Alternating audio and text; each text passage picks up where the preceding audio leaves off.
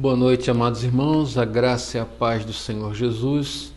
É uma alegria estar aqui para compartilhar a palavra de Deus com os amados irmãos e com aqueles que nos acompanham através do YouTube. Antes de nós começarmos a pregar a palavra de Deus, eu gostaria de pedir a você que você pudesse deixar o seu like, que você pudesse ativar as notificações, ativar o sininho para receber as nossas mensagens e também compartilhar essa mensagem. E fazendo essas coisas, dando o seu like, né, você vai estar nos ajudando a ganhar pontos aí para continuarmos a transmitir a mensagem do Senhor. Então, é uma coisa tão rápida que você pode fazer e vai nos ajudar tanto. Deixe o seu comentário, né? Faça de tudo para promover esse canal a fim de que o nome do Senhor continue a ser pregado e veiculado por aqui. Bom, hoje eu quero compartilhar com vocês Atos capítulo 9. E eu gostaria que você abrisse a palavra de Deus aí em Atos capítulo 9. Nós vamos ler do verso 1 até o verso 9. Diz assim a palavra do Senhor: E Saulo, respirando ainda ameaças e mortes contra os discípulos do Senhor, dirigiu-se ao sumo sacerdote e pediu-lhe cartas para Damasco, para as sinagogas, a fim de que se encontrasse alguns deste caminho, quer homens, quer mulheres, os conduzissem presos a Jerusalém. E indo no caminho, aconteceu que, chegando perto de Damasco, subitamente o cercou um resplendor de luz do céu, e caindo em terra, ouviu uma voz que lhe dizia: Saulo, Saulo, por que me persegues? E ele disse: Quem és, Senhor? E disse o Senhor: Eu sou Jesus a quem tu persegues. Duro é para ti recalcitrar contra os aguilhões. E ele, tremendo e atônito, disse: Senhor, que queres que eu faça? E disse-lhe o Senhor: Levanta-te e entra na cidade, e lá te será dito o que te convém fazer. E os homens que iam com ele pararam, espantados, ouvindo a voz, mas não vendo ninguém. E Saulo levantou-se da terra e, abrindo os olhos, não via a ninguém. E, guiando-o pela mão, o conduziram a Damasco. E esteve 3 dias sem ver, e não comeu e nem bebeu. Senhor, pedimos que o Senhor nos fale ao coração e à alma nessa noite. Que de alguma forma esse texto venha a trazer uma revelação para o nosso coração. Assim nós te pedimos, em nome de Jesus. Aleluias. Amém. Amados irmãos, desde o seu nascedouro, a igreja primitiva ela vinha sendo perseguida. Ela foi perseguida quando houve o Pentecoste, né, quando os membros do Sinédrio prenderam os apóstolos. Depois disso, eles continuaram querendo cercear a liberdade da pregação do Evangelho, até que culminou com a pregação de Estevão e, após a sua defesa no Sinédrio, ele é apedrejado. No capítulo 8, nos diz que um jovem chamado Saulo estava ali guardando as vestes e consentindo com o ato de apedrejamento de Estevão. Estevão, ele morreu no ano 35 depois de Cristo. Então, ele estava naquele momento, após a sua morte, inaugurando não só a galeria dos mártires, mas também uma grande perseguição que se deu com a igreja. A igreja se espalhou, como nós vimos, foi para Samaria, e de Samaria a gente vê que Deus usa Filipe, depois Filipe vai para Gaza, de Gaza vai para Azoto, de Azoto ele vai para Cesareia, onde fixa a residência. Mas o capítulo 9, ele começa nos mostrando que aquele jovem, aquele moço que no ano 35 depois de Cristo testemunhava a respeito da morte de Estevão, concordando e guardando as vestes daqueles homens, 2 anos depois, no ano 37, ele inicia a sua própria perseguição. O texto nos diz que ele pede cartas aos membros do Sinédrio, que eram responsáveis pelas sinagogas, né, que eles podiam dar carta e até dar uma escolta policial para que ele pudesse prender a todos aqueles que professassem fé em Jesus. E o texto que nós lemos nos mostra que Paulo, ele, com uma ferocidade muito grande, sai ao encalço da igreja, mas o texto diz que quem foi ao encontro dele foi o Senhor Jesus.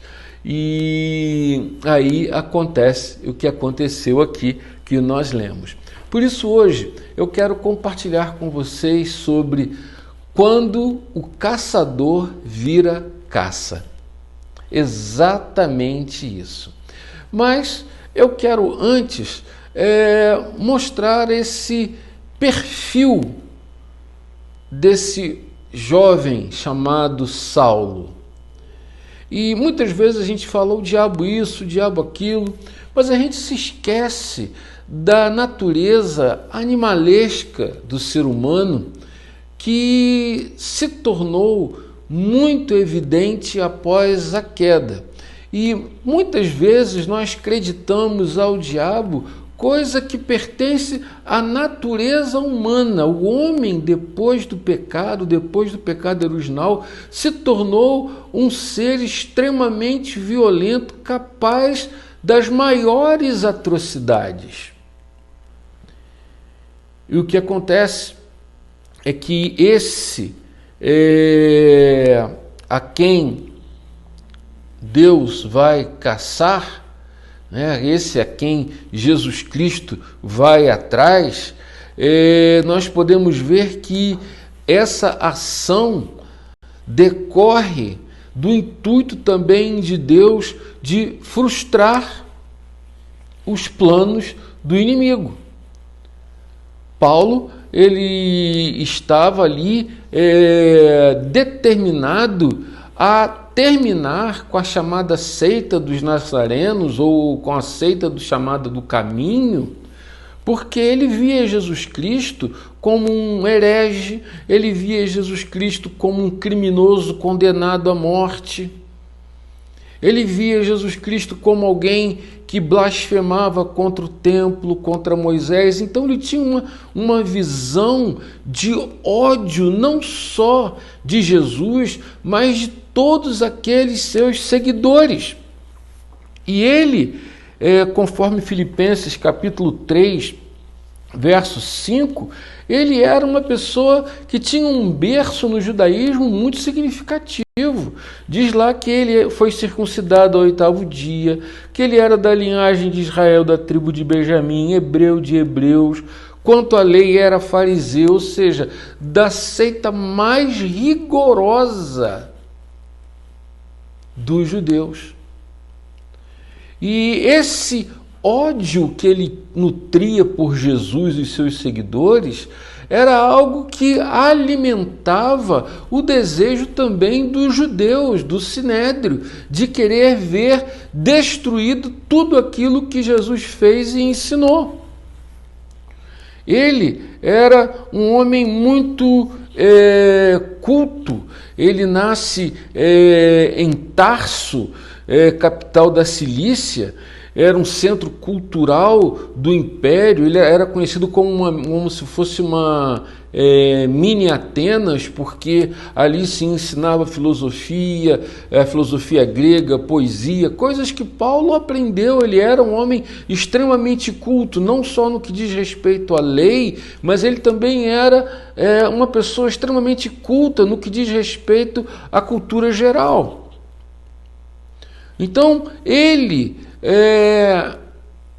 junta essas duas coisas, a sua herança religiosa e a sua cultura geral, sua cultura secular, e une tudo aquilo para ir contra a igreja.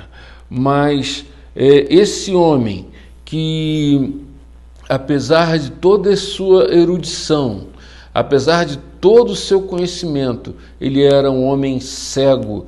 Ele não conseguia enxergar a verdade de Jesus, ele não conseguia enxergar Jesus no Antigo Testamento, que o Antigo Testamento apontava para Cristo. Apesar de toda a sabedoria, ele não conseguia enxergar o óbvio.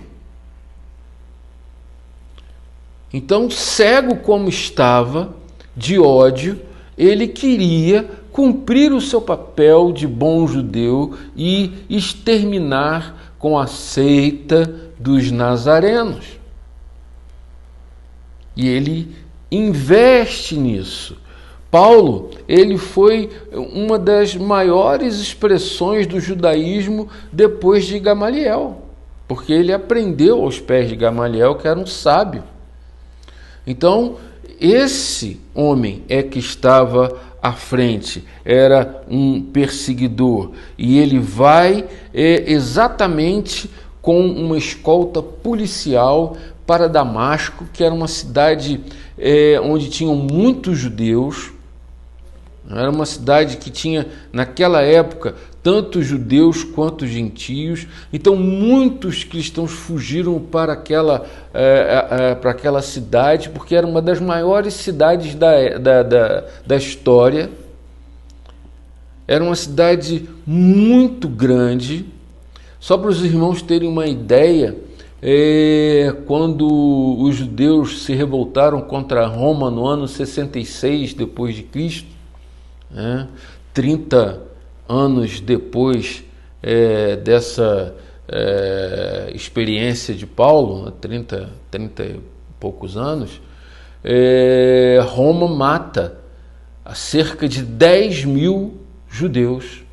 Ou seja, era um lugar onde se tinha um grande número de judeus, muitas famílias moravam em Damasco. E ele, sabedor de que muitos cristãos estavam ali e de que muitos judeus haviam se convertido que estavam ali, ele toma caminho de Damasco e vai para lá para tentar dar cabo de todo aquele contingente cristão que se multiplicava a cada instante, a cada dia. E ele vai para lá, ele vai com esse desejo maligno, animalesco, como eu falei aqui, da natureza humana. Então, a primeira coisa que a gente pode dizer sobre o caráter de Paulo e a maneira como ele se comportava é que ele era similar a um animal selvagem, embrutecido. O verso 1 diz aqui que ele respirava ameaças e mortes contra os discípulos do Senhor.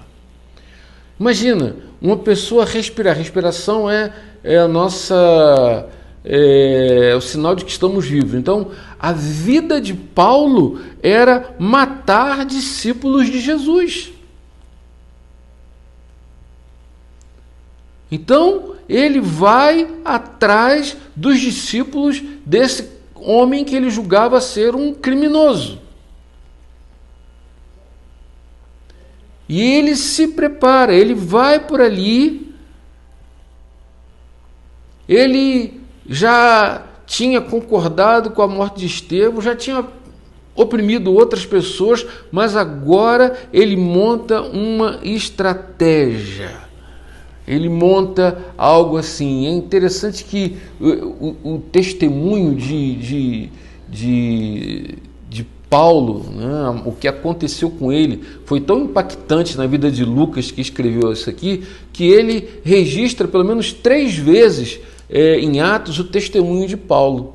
E um deles se encontra aí em Atos 26:1, quando o próprio Paulo, quando está diante do rei Agripa, diz: muitas vezes os castiguei por todas as sinagogas, obrigando-os até a blasfemar o nome do Senhor, e demasiadamente enfurecido contra eles, mesmo por cidades estranhas, o perseguia.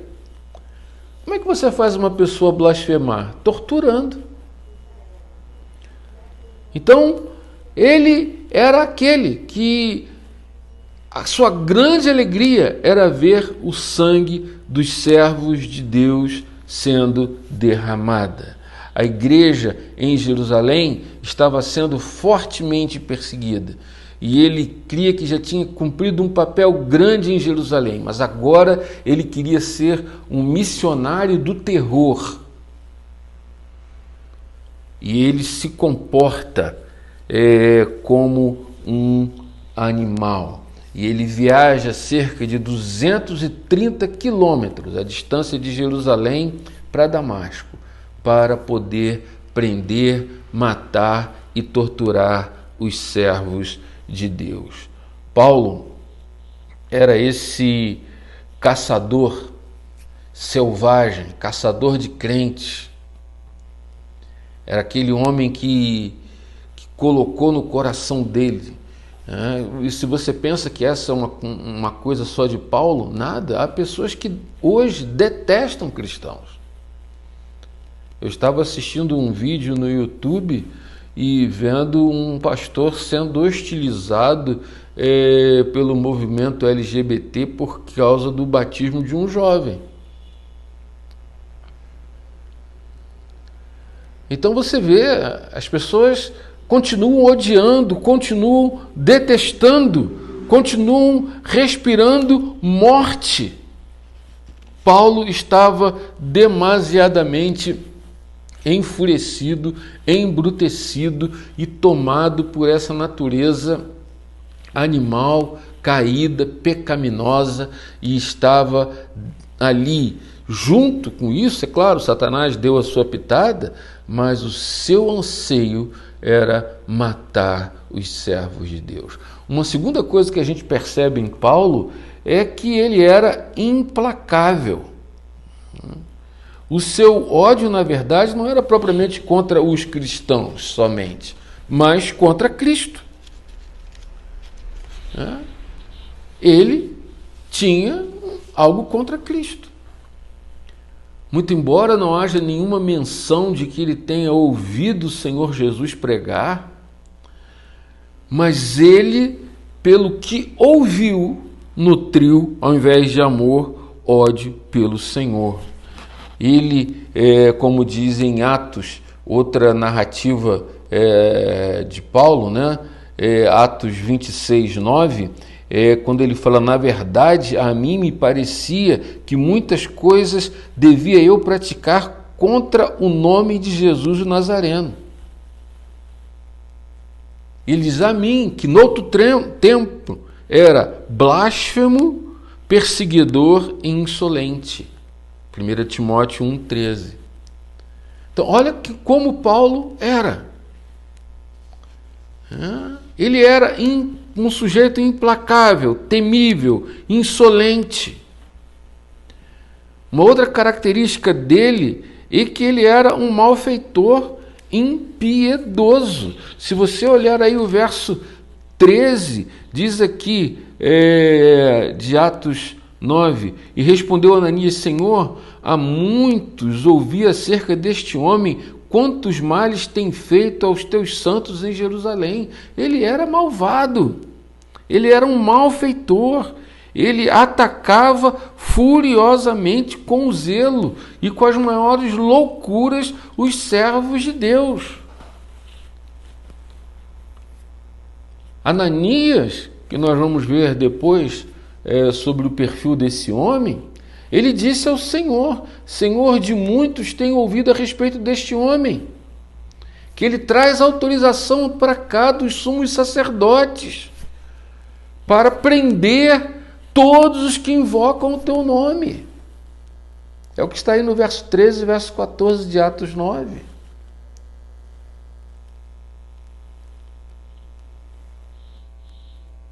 Olha que homem que saiu como missionário do terror, da destruição, da maldade, da malignidade,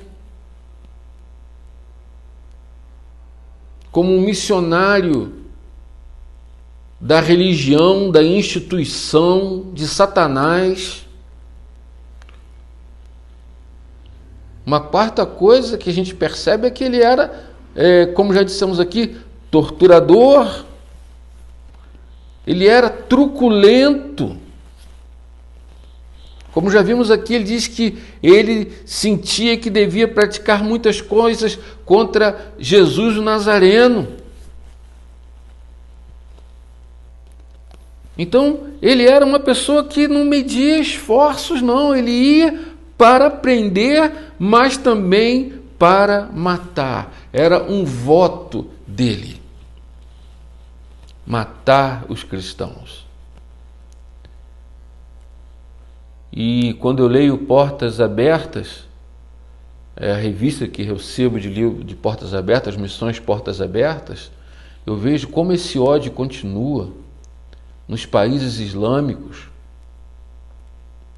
Meu Deus, como na Turquia se mata cristãos, como na China se mata cristãos, como no Irã se matam cristãos, como na Eritreia se mata cristãos.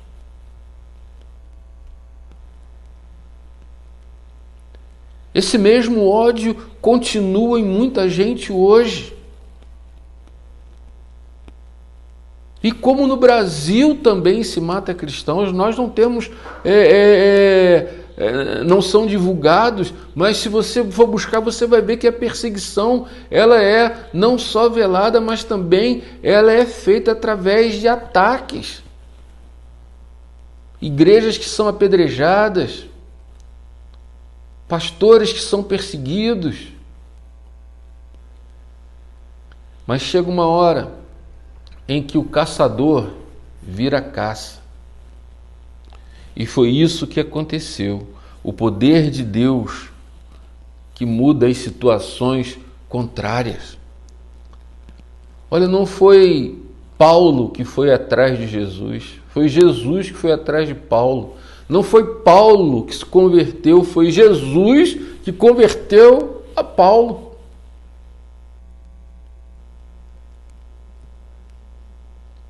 Ele vai soberanamente atrás dele. O caçador dos céus vai atrás dele.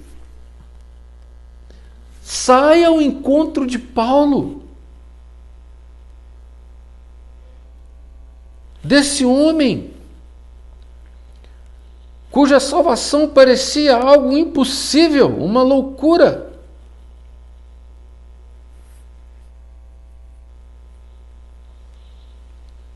Improvável. Mas não existe nada impossível ou improvável para Deus. Não era Paulo que estava buscando a Jesus, Jesus é que estava buscando Paulo. E é assim que acontece. Em 2 Coríntios capítulo 5, verso 18, diz que não é o homem que se reconcilia com Deus, é Deus quem está em Cristo reconciliando o mundo consigo mesmo. E ele vai atrás. E a primeira coisa que acontece é que as trevas são derrotadas pela luz. É o que diz aí o verso 3. Subitamente o cercou um resplendor de luz do céu. subitamente uma grande luz, uma luz poderosa, era a glória do Cristo ressurreto, que Paulo viu, o próprio Cristo, e isso mais tarde seria uma das credenciais do seu apostolado, e ele mesmo vai dizer, como um nascido fora de tempo. E aquela luz brilha tão forte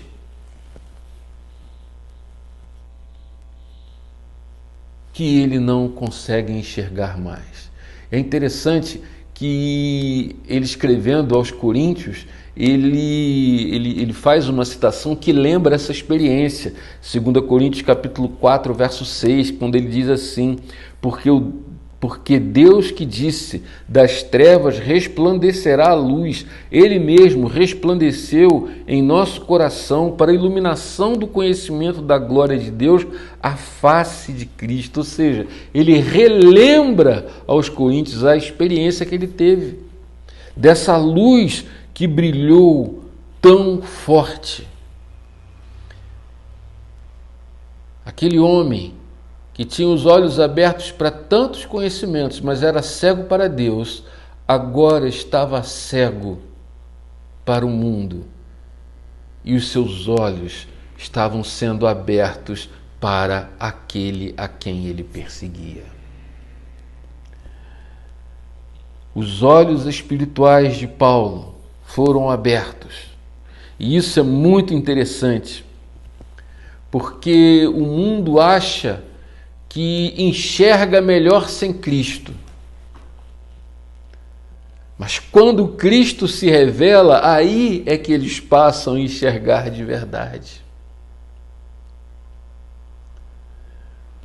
E eu quero dizer para você que hoje, talvez esteja ouvindo essa mensagem por causa de uma consideração para comigo, por causa de algum parentesco familiar. Olha, eu quero dizer para você que você pode ser a pessoa mais difícil, mas na hora que a luz brilhar, você vai enxergar a verdade. Porque a luz tem o poder de mostrar aquilo que os olhos humanos não veem. A luz de Cristo tem o poder de mostrar aquilo que você não está vendo hoje. Uma segunda coisa que a gente percebe é que quando nós somos convertidos, né, como foi o caso de Paulo, que aquela luz brilhou, nós não conseguimos ficar em pé. Ele cai do seu pedestal, né, para andar diante de Deus. Ele caiu. É o que diz o verso 4. O verso 4 diz aqui, ó, e resplandecendo a luz, caiu em terra. Caiu em terra. Mas o que acontece? No verso 5, diz que ele se levantou. Diz aqui, e Saulo levantou-se da terra. E é assim, quando a luz brilha, cai o velho homem e nasce um novo homem, se levanta um novo homem. Se no verso 4 Paulo cai, aquele velho perseguidor, aquele homem que vinha ali violentamente contra a igreja, que tinha um coração, apesar de jovem, envelhecido, amargurado, cheio de ódio. Ele, quando vê a luz, ele cai. E o verso 5 diz que ele cai e se levanta um homem diferente. Paulo, ele é comparado a um touro indomável. Ele é comparável àqueles animais que só se podiam controlar com os aguilhões, aquela lança que tinha na ponta uma lâmina afiada para ferir animais selvagens, para ferir prisioneiros. Então, Paulo era como esse tipo de animal, indomável. Mas agora, esse touro selvagem estava subjugado. Ele estava no chão, ele estava quietinho. Ele tinha sido derrubado. E eu quero dizer para você que está me ouvindo hoje, cujo espírito é indomável, não aceita nada, não aceita isso, não aceita aquilo, Deus tem poder para te derrubar. E se Ele tem um plano na sua vida, Ele vai te derrubar. Esse touro indomável vai ficar manso, manso, manso, manso. Vai ficar calmo. Aquele que se achava o detentor de todo o poder, agora estava ali, sem força, perante o Senhor. Todas as suas resistências foram por terra. Foram por terra. Agora, olha só. Ele vê uma luz, ele cai, mas ele ouve uma voz. E foi a voz do próprio Senhor Jesus. Ele diz: Saulo, Saulo, por que me persegues? Ele retruca: quem és tu, Senhor? E obtém a resposta: duro é para ti recalcitrar contra os aguilhões. Há um historiador chamado Justo Gonzalez, que ele diz que essa expressão era muito usada na época, que era uma frase, era um provérbio grego clássico, em geral aplicado a todo esforço inútil. Ou seja, Jesus estava dizendo para ele: olha, esse teu esforço é inútil contra mim, contra os meus servos. Inútil é recalcitrares contra o aguilhão. Ou seja, se você pensa que a conversão de Paulo foi repentina, você está enganado. Porque Jesus já vinha perfurando ele há algum tempo. Como? Ele viu o testemunho de Estevão, ele viu o rosto de Estevão parecer como um anjo, ele ouviu a pregação de Estevão, ele viu Estevão sendo apedrejado, e mesmo sendo apedrejado, Estevão pediu que Deus os perdoasse. Ele viu que todos aqueles servos de Jesus, a quem ele prendia e matava, morriam glorificando a Deus. Ou seja, era duro para ele lutar contra tudo aquilo que ele estava vendo, de que aquelas pessoas não estavam enganando, que a experiência delas era real. Duro era para ele se manter resistente àquela obra. Porque, irmãos, quando Deus quer, a sua obra é irresistível. É irresistível. O chamado de Deus é irrecusável. Eu fico pensando que Nabucodonosor precisou comer grama para poder entender que só existia um Deus, para se converter. Paulo vê a luz e fica cego, cai por terra e ouve uma voz. E quando essas coisas acontecem, os nossos planos mudam. É o que está aí do verso 6 até o verso 9 do capítulo 9. A primeira coisa que Paulo diz está aí no verso 6: Senhor, que queres que eu faça? Ou seja, o homem que estava fazendo a vontade do Sinédrio e a sua própria vontade, agora diz: eu não tenho vontade, o que o Senhor quer que eu faça? Esse é um sinal de conversão. Esse é um sinal de mudança. Se você ainda procura fazer a sua vontade e não a vontade de Deus, é a grande prova de que você ainda não teve uma experiência real com Jesus Cristo. A primeira coisa que acontece com Paulo é que ele diz: Senhor, o que o Senhor quer que eu faça?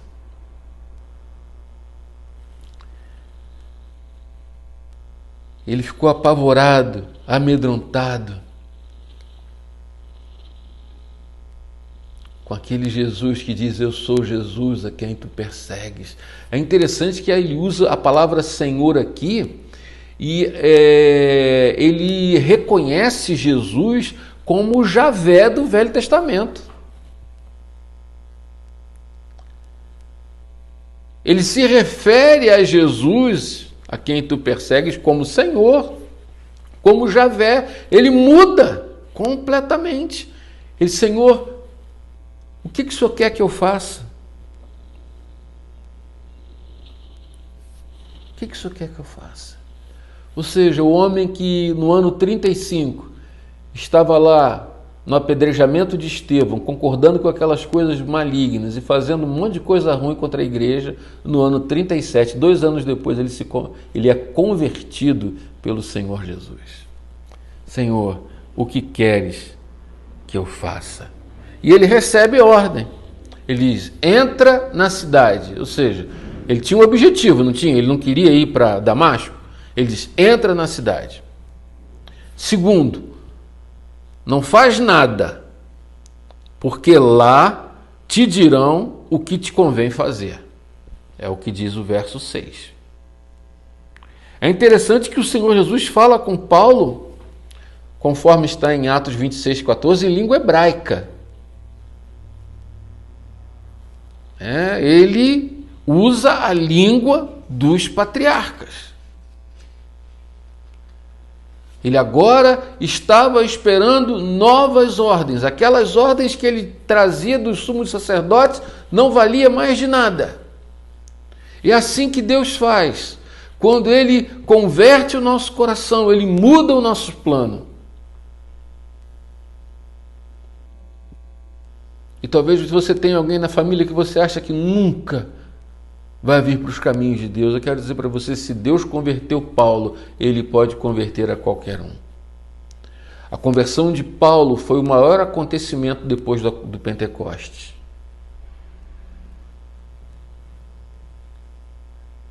Porque aquele homem veio a se tornar um dos grandes missionários da igreja cristã primitiva. Se ele era missionário do terror, ele passou a ser missionário do amor. Quando nós ouvimos isso, quando nós enxergamos a luz, quando nós nos curvamos diante de Deus, quando nós nos levantamos como outra pessoa, quando nós ouvimos a sua voz, quando nós queremos fazer a sua vontade, então a nossa vida ela sai da dependência humana e vai para a dependência de Deus. E é muito interessante, isso está aí do verso 9 até o verso 11, verso 11 que eu vou explorar melhor domingo que vem. Mas se antes ele guiava outros, depois da experiência com Cristo, ele agora estava sendo guiado. O texto diz: e guiando-o pela mão, o conduziram a Damasco. E essa é uma figura espiritual, irmãos. De que se antes nós achávamos que estávamos no controle da nossa vida, agora é Deus quem nos guia. Quando passamos por uma real experiência de conversão com Deus. Ele nos toma pela mão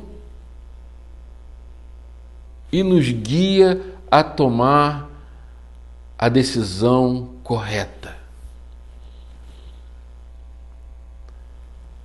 E Paulo, um homem de tantas palavras, de tantas cartas, de tantas ordens de prisão, de tanto blá blá blá, de tanto ódio, de tanta morte que ele respirava, ele agora estava respirando outros ares, os ares do cidadão do reino dos céus. E ele passa a orar e jejuar, é o que diz o verso 11. Se você olhar o verso 11, o Senhor Jesus fala com Ananias: vai à rua que se chama Direita, em casa de Judas, e procura por um homem de Tarso chamado Saulo, pois ele está orando. E essa vida de oração marcou tanto o perfil e a doutrina e a maneira como Paulo se conduziu dali para frente, que ele passa isso para as igrejas que ele ia abrindo.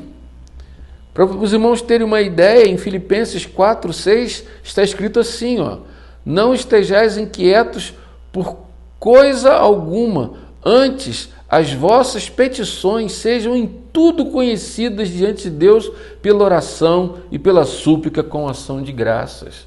Olha só que coisa maravilhosa.